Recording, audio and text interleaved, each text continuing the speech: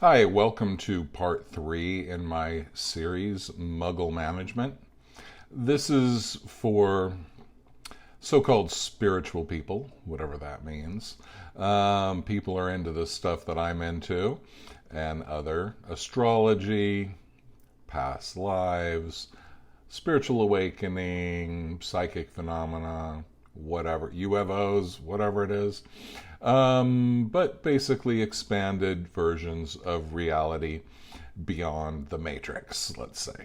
In the first video, I talked about let's not follow the religious conversion paradigm, meaning that we're not trying to convert people to a religion.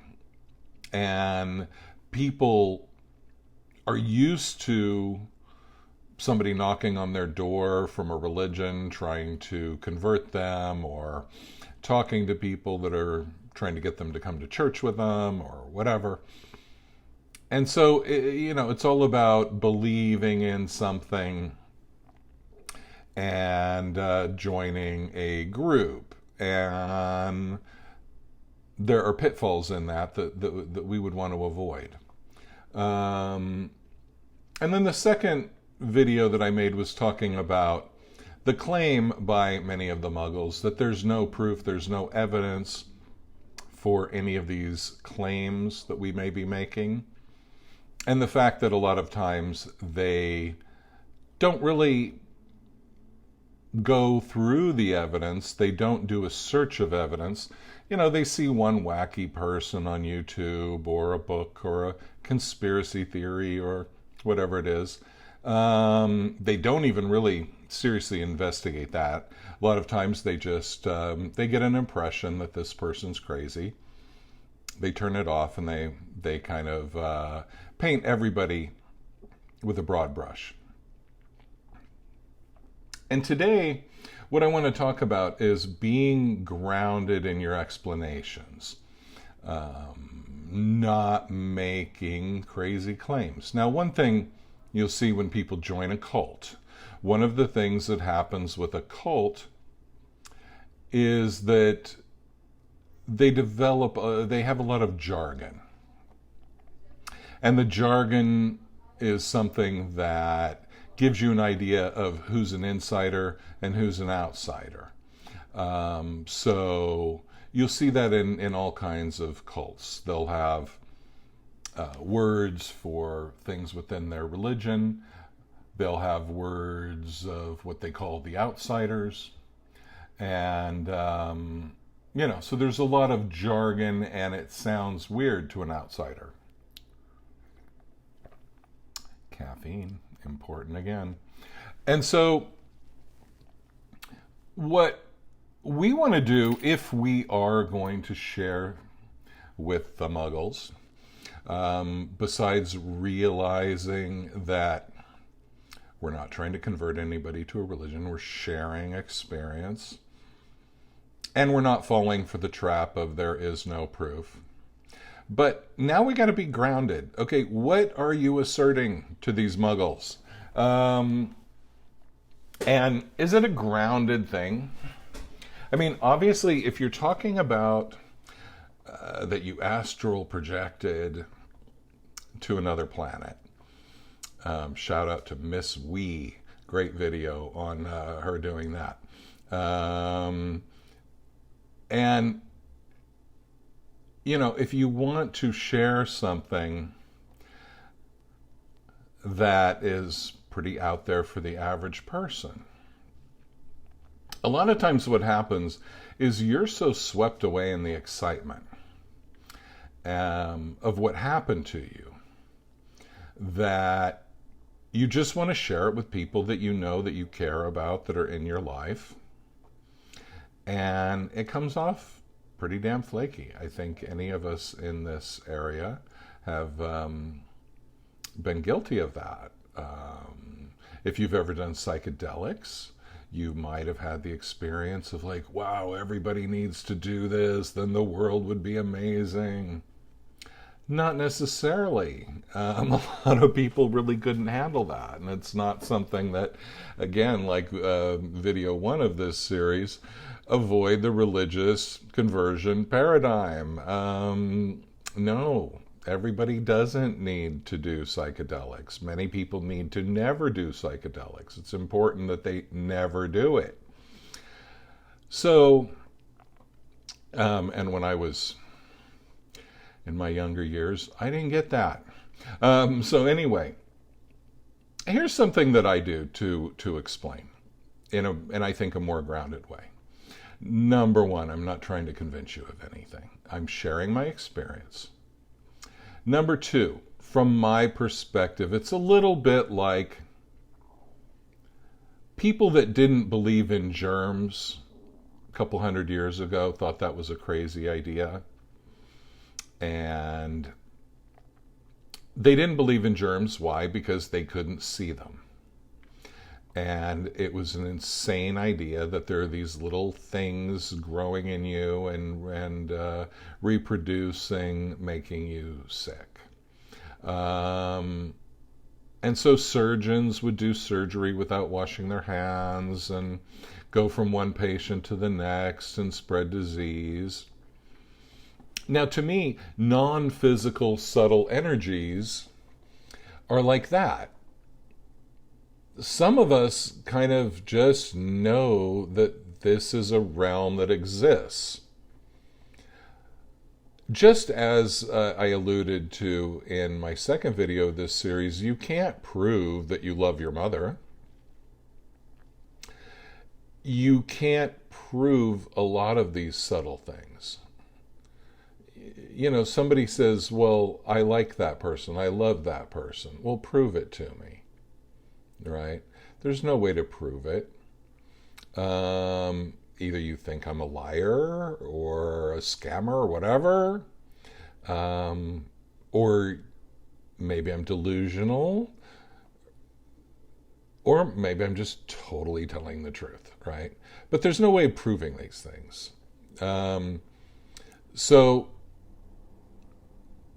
when you have an intuition, when you have some spark of awareness, you know, and of revelation, you want to run and tell somebody about it. When you come to me and have a past life regression hypnosis session and want to run to somebody in your life and tell them who you were in a past life,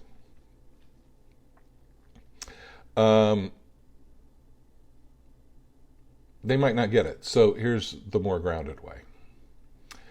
I believe, from my experience, the way I see the world, that there is material reality, and then there is non-physical reality.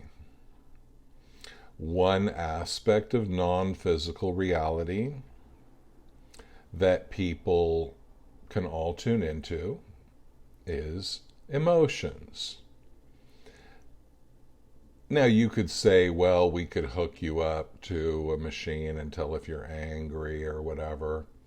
I doubt it. You could probably just sense levels of agitation. But anyway, I believe there's a non-physical reality from experience, not just from religious belief. For example, for me, I've done over 1,500 past life regressions. I've taken people through past lives, through the life into the death and the afterlife. A lot of things are very similar in these sessions, but yet there's enough variation to even make it more believable. I don't believe it religiously. I don't believe it as an act of faith. But on the other hand, and I think this is an important thing to communicate to people, I think I don't really know what it is. I think it is beyond my understanding to a certain degree, and that maybe as long as we're alive, we can never really nail it down. It's just like if you read about going to Siberia for 20 years and then you go to Siberia, there's no way that you know it all when you get there, right? It's even if you know all the facts, the subjective experience is in some way going to surprise you, maybe disappoint you. Um, and that's what I think about the afterlife, right? So I think it's reasonable. I think it's also important to say, I don't know, and it could be something else, right? When people go into past lives, in past life regression hypnosis, that's not a proof of past lives. That's a proof of tapping into another life. It's not a proof that it's yours. You could be tapping into some great memory bank of humanity that exists on some level that we don't understand. You could be tapping into ancestral memory, or who knows what. You could just be experiencing things that you need to experience in order to get you to the next level. For example, I use this example. If you really need to cry, but you can't break through the resistance to crying, and then you watch some really sad movie that is totally fictional.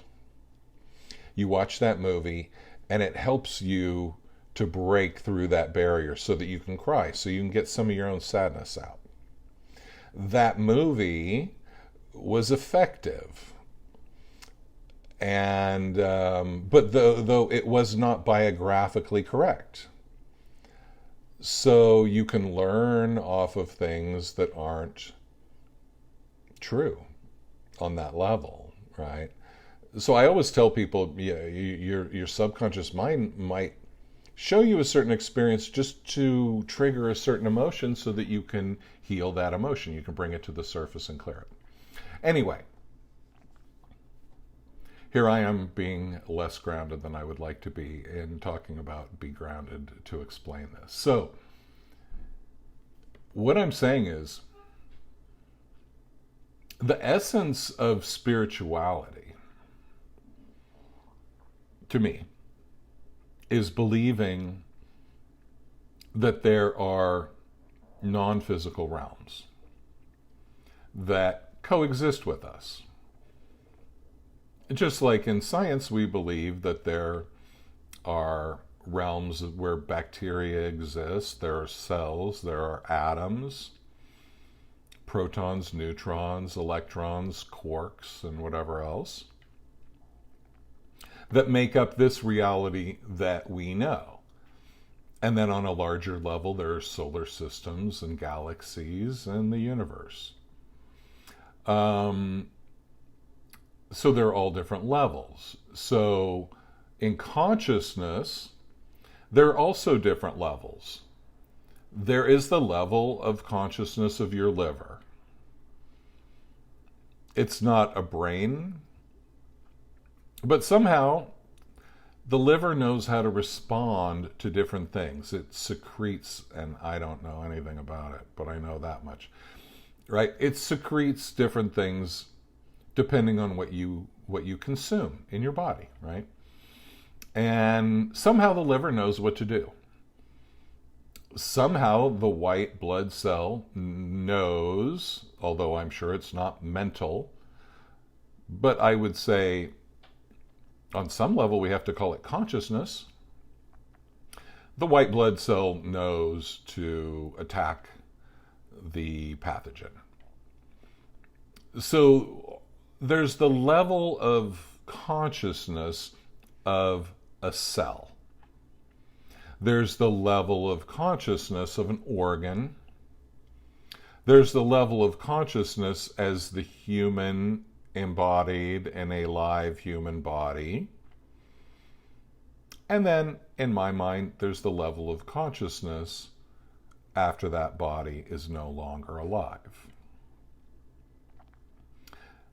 And then it probably goes on and on into infinity, just like it goes lower to infinity, right? The more that they look at subatomic particles, the more they find them. I believe originally it was thought that an atom was the smallest type of thing in the universe. But now we know there's subatomic particles and probably subatomic particles. So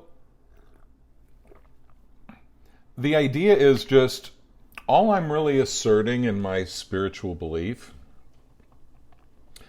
is that I think that there are unseen realms.